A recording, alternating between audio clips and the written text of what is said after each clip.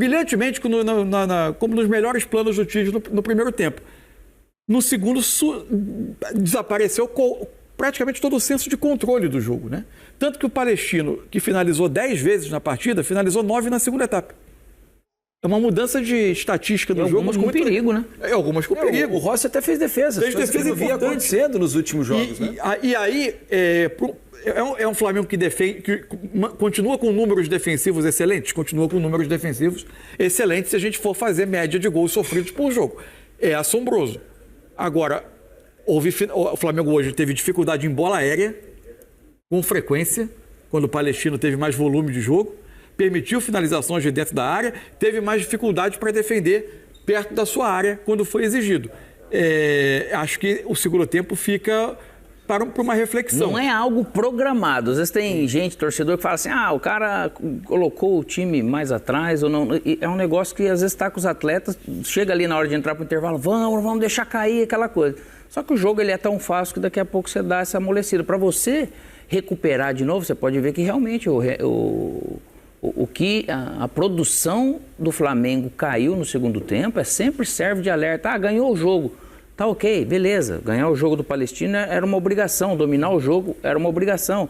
Mas lógico que poderia, com as 20 finalizações que eles tiveram, ter realmente mais eficiência e ainda ter construído um jogo de uma maneira bem melhor. Esse time do Flamengo só depende do interesse dele próprio para poder realmente conseguir os resultados, pelo talento e coisa que tem. As dinâmicas do lado esquerdo estão melhor do que do lado direito. O Arrascaeta até veio pegar bastante bola, que ele conseguiu. Jogou abaixo o Arrascaeta hoje, né? Achei ele abaixo. Os dois jogadores, para mim, não tava, lugar abaixo. Não estava numa noite normal, né? Teve 2 lances do primeiro tempo em que ele tenta, após um rebote de uma jogada ofensiva, ele tenta ir na pressão para recuperar rapidamente a bola e manter o time no ataque. Ele errou 2 vezes esse bote. Verdade. Uma delas surgiu o único contra-ataque perigoso do Palestino no primeiro tempo. Ele não estava com o tempo da jogada, parecia tão ajustado. Acabou tomando cartão. Uma jogada comum também, né, Mansur? Isso. Ele tem tomado cartão quase que todo jogo. Toma cartão com frequência. Enfim, e aí, especialmente no segundo tempo, quando você tem 2 jogadores do meio do Flamengo que são tão importantes, com uma atuação abaixo também, o time foi perdendo um pouco do controle do jogo. Agora, a qualidade técnica também está sempre aí, né? E aí uma coisa interessante que aconteceu no segundo tempo foi a entrada do Lohan, né? Sim. Primeira vez, o Tite lançando esse jogador pela primeira vez, são 17 anos, e é um jogador que o Tite veio observando e que dentro do Flamengo é visto como um possível, já que você não tem uma característica de um jogador mais rodado com essa especificidade, vem sendo visto como, eventualmente, em alguns momentos, amadurecendo ao longo da temporada, a ideia de quando você, por exemplo, precisar substituir o Arrascaeta, que seja o Lohan. Foi no lugar do Arrascaeta que ele entrou hoje. O Lohan já vem sendo falado, muito bem falado na base, com clubes europeus olhando, que ele desperta isso, tanto que ele bate o escanteio e acaba saindo o gol, você percebe um pouco de luz ali, né? E o Flamengo, daí nesse sentido, quando troca os jogadores, entra esse que daí você entra querendo e vendo que o jogo tá meio morno, eles acabam colocando fogo, mas mesmo com 17 anos... Com um elenco tão estelar assim. Tinha tido 2 jogos da temporada, os 2 com a equipe que iniciou o estadual, enquanto a equipe principal estava fazendo a preparação nos Estados Unidos. Só que na volta, observando no dia a dia, ele foi chamando muita atenção da comissão técnica do Flamengo. E tem uma coisa interessante também. Foi a terceira vez, o gol do escanteio, ele aliás, pega a bola e vai bater o escanteio. Que resulta no gol do Léo Ortiz. É uma cobrança baixa no primeiro pau, que o Flamengo tinha feito 2 vezes no jogo contra o Nova Iguaçu na final do Carioca. Me parece algo preparado em treino, porque foi uma batida muito parecida com 2 batidas que o Flamengo tentou contra o Nova Iguaçu. Uma delas, o Pedro quase fez um gol de calcanhar na final do estadual. Parece algo que vem sendo trabalhado. Agora, não sei se vocês concordam, mas acho que há uma queda de rendimento do Flamengo em relação a uma parte, principalmente acho que antes da data FIFA, o Flamengo vinha dando impressões melhores. Tudo bem que foram 2 jogos de final de estadual, ainda que contra um time que não é o dos 4 grandes aqui do estado do Rio. Depois um jogo de maior exigência pela Libertadores, com um time bastante mexido, e hoje de novo um time de Libertadores, embora tenha-se a impressão de que seja o pior do grupo, né, pelo fato de ter tomado 4-0 em casa do Bolívar, o primeiro tempo do Flamengo poderia ter, sim, resultado em um placar mais elástico. Mas a produção, depois, principalmente no segundo tempo, não parecia com movimentos naturais, né? Parecia um jogo um pouco forçado, um pouco ansioso, não coordenado. Mais atrasada, assim, né? Parece que realmente um pouco mais lento. A gente fala assim de interesse, não é o querer, não querer, mas o interesse pelo jogo, eu falo, aquela ação que você vai fazer.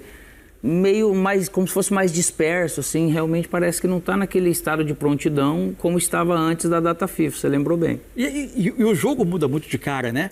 E aí tem horas que você precisa reagir bem a uma nova cara que o jogo Sim. tem. O Flamengo parecia que estava acomodado, não no sentido de desinteressado, mas confortável num jogo em que ele recuperava a bola, se organizava para atacar, tinha o adversário o tempo todo esperando lá atrás.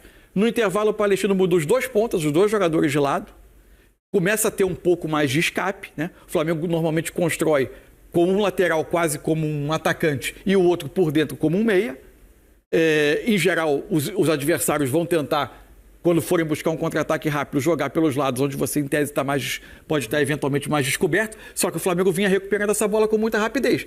Começa a não recuperar, entra um contra-ataque, entra um segundo, o jogo muda de cara. O jogo começa a acontecer mais tempo perto do seu gol. E aí você tem que reagir a isso. Como o Flamengo não teve, no segundo tempo, um Pulgar no seu melhor jogo, o Arrascaeta não estava no seu melhor dia. Isso tudo foi tirando um pouco de equilíbrio. Agora, eu acho, e venho dizendo aqui, que o Flamengo teve as suas oscilações o tempo todo nesse primeiro semestre. Nesse primeiro trimestre. De tempo. O Flamengo teve uma sequência, antes da data FIFA que você citou, que foi um pouco mais animadora, quando ele ganha na fase de classificação do Fluminense de 2-0, tem um jogo contra o Madureira que ele acaba confirmando a Taça Guanabara. Uma diferença técnica grande, mas o time se impôs. E aí vem aquela semifinal com o Fluminense, o primeiro jogo em que o Flamengo faz o seu melhor jogo da temporada. O jogo da volta já é mais administrado, numa rotação mais baixa. As finais foram jogadas num nível abaixo, a exigência também era menor. Rotação total abaixo, mas né? o ritmo do time abaixo. E o jogo na Colômbia, que a gente fica na dúvida do quanto influiu ou não influiu a altitude. Agora, antes dessa fase boa pré-data FIFA, tinha tido também dois clássicos que não foram tão bem jogados. Contra o Vasco e contra o Botafogo. Contra o Vasco, o Flamengo flertou com o resultado de derrota. O Léo Pereira salva 2 bolas embaixo do gol. Então, os números do Flamengo são excelentes, mas ele passam a impressão de uma estabilidade que nem sempre foi vista em campo. O time do Flamengo tem pontos a melhorar, sim. Para a qualidade do elenco, ele ainda pode ser melhor ou jogar no nível, por exemplo, do primeiro tempo de hoje, por períodos maiores dos jogos. E outra coisa, né? Pelo volume que o Flamengo criou no primeiro tempo, poderia ter saído do primeiro tempo com uma goleada. Não pode se dar ao luxo. Tudo bem que hoje o jogo era contra o adversário mais fraco, tem que fazer o gol. Mas não se pode dar o luxo de perder tantos gols como perdeu. Alguns gols muito tranquilos para se fazer. Tanto que no segundo tempo ele passou muito mais perto de tomar um empate, uma boa parte do que de fazer o segundo gol. Poderia ter pendido para um 5-0, como poderia ter terminado no empate no jogo de azar do Flamengo. Ou trazer aquela emoção para o jogo, que você fica na pressão desesperado para tentar fazer o segundo gol. Duas defesas seguidas do Rossi num determinado momento, né? O Rossi defende, a bola volta, depois vem o escanteio. Vem o escanteio, ele defende de novo uma cabeçada no chão. Enfim, é algo para melhorar. O Mansur falou sobre números aqui. Vamos colocar então os números do jogo para a gente avaliar o que eles dizem para a gente depois desse Flamengo 2, Palestino 0.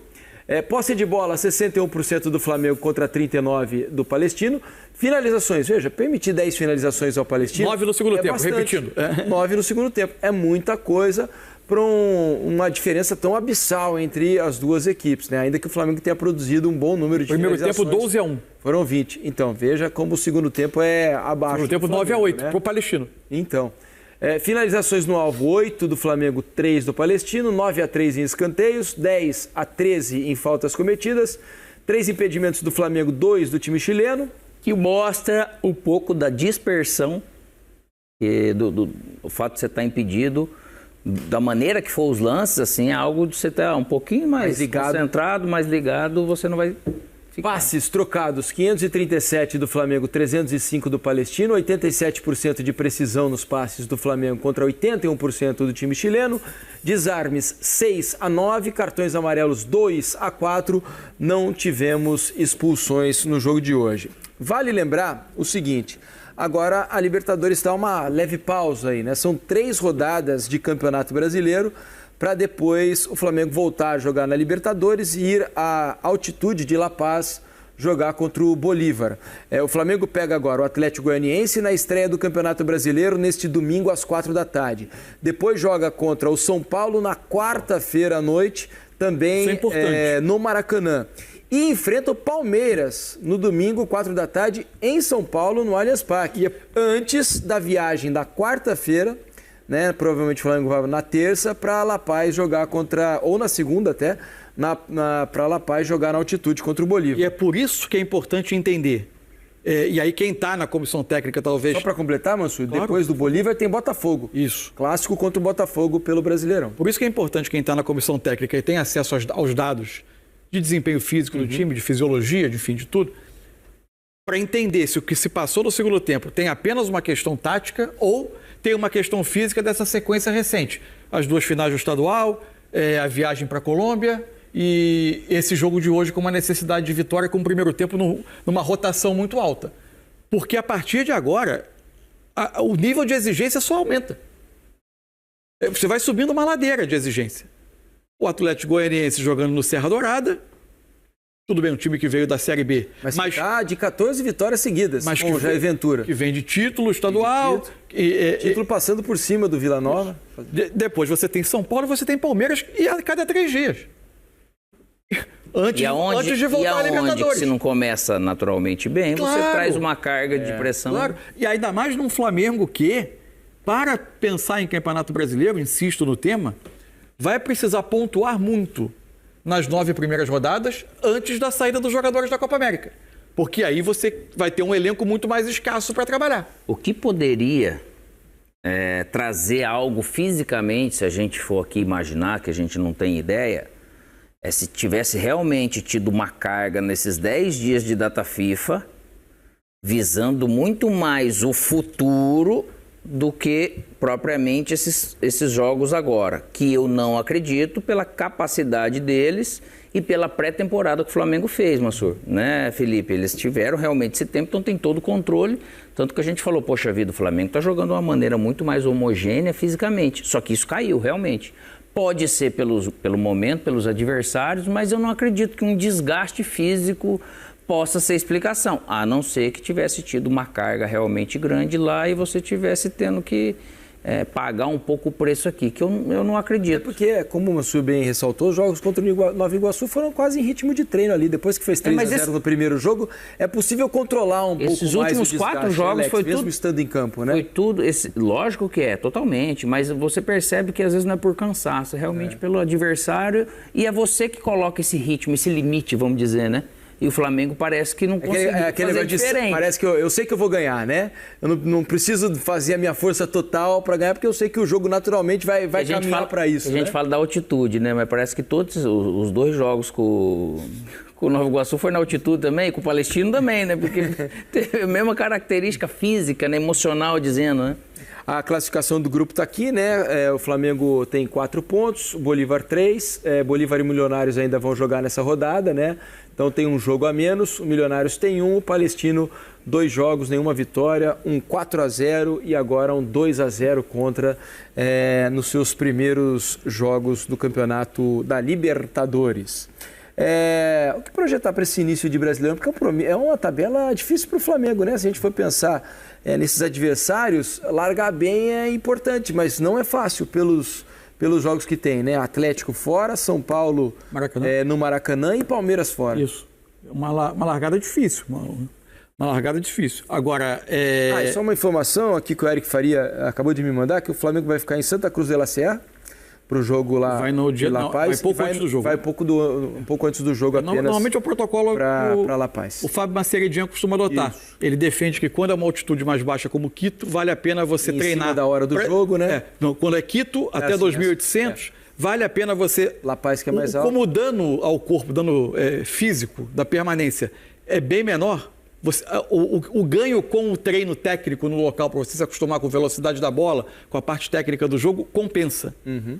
Agora, em La Paz não, a permanência lá gera uma possibilidade dos efeitos da altitude agirem mais após as 6 horas de permanência na cidade E aí o recomendável é você jogar o jogo antes de completar essas 6 horas de permanência, que você, em tese, pode reduzir o problema. Alex, quando você jogava, quando você pegava a tabela do Campeonato Brasileiro, você preferia começar com 3 jogos teoricamente mais acessíveis ou já começar na pedreira assim com um jogo fora de casa contra o Atlético Goianiense e depois 2 clássicos aí contra São Paulo e Palmeiras? Pergunta assim difícil. Lógico que a gente falando de teoricamente adversários mais fracos para você começar melhor, teoricamente ele tem um lado bom, mas tem um risco também alto, porque se não acontece a vitória, ou se você ganha é meio que uma obrigação, então você não vai se basear naquilo, por isso que a gente sempre fala sobre questão de rendimento, produtividade. Mas o fato de você começar com adversários assim diretos para aqueles que a gente acredita que vão, lógico, o Atlético Goianiense a gente hoje não imagina que ele vai chegar lá no alto da tabela no final do campeonato. Mas ao mesmo tempo, começo de campeonato ele tem essa dificuldade, Felipe, mas é bom que você já comece em alerta. É isso aí. Saudações rubro-negras, sejam todos bem-vindos e bem-vindas ao nosso canal Mengão News Oficial. É isso aí, rapaziada, as informações, né? O Flamengo que conseguiu vencer a equipe do Palestino por 2-0. Acredito que foi um placar aí muito magro, né? Pelo que o Flamengo produziu no primeiro tempo. No segundo tempo, a equipe do Flamengo deixou cair o rendimento, rapaziada. Realmente, o Palestino cresceu, né? Eu tava vendo a hora do Palestino aí acabar empatando esse jogo, né? E o Flamengo saindo prejudicado aí. Só que o Flamengo conseguiu fazer o segundo gol ali com o estreante da noite, Léo Ortiz. E eu quero saber já a sua opinião, rapaziada, aproveitando, né? E falando sobre o Léo Ortiz. A dupla Léo Ortiz e Léo Pereira deu certo na sua opinião? Deixa aí nos comentários que é muito importante, beleza? Também, pessoal, uma informação importante. A equipe do Flamengo monitora aí a situação do lateral esquerdo, Wendel, que pertence à equipe do Zenit, e o jogador, né, tá aí na mira do Flamengo. Comente aí, né, se o Flamengo realmente precisa de mais um lateral esquerdo, já que tem o Vina e também tem o Ayrton Lucas. Então, eu quero saber a sua opinião. O Flamengo precisa desse terceiro lateral esquerdo, Wendel. Deixa aí nos comentários a sua opinião e também comente o que você achou da atuação do Flamengo ontem contra a equipe do Palestino. Beleza, rapaziada? No demais é isso aí. Espero que vocês tenham gostado. Se você não é inscrito, tem um botão vermelho com o nome inscreva-se. Então já clica no botão, inscreva-se no canal, deixa muito like nesse vídeo. Se Deus permitir, mais tarde eu voltarei aí com mais informações do nosso Mengão.